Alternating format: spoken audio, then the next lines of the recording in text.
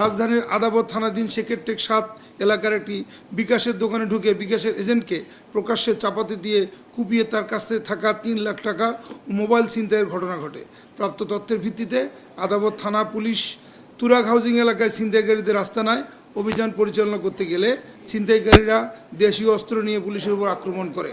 ছিনতাইকারীদের চাপাতির আঘাতে আদাবর থানার officer in charge Zahidul ইসলাম এবং এসআই তরুণ গুরুতর আহত হয়। আত্মরক্ষার্থে পুলিশ পাল্টা গুলি চালালে আমির ও রুবেল নামে 2 ছিনতাইকারী গুলিবিদ্ধ হয়। তাৎক্ষণিক অভিযানে আমির, রুবেল সহ মোট 6 জন ছিনতাইকারীকে আটক করে পুলিশ।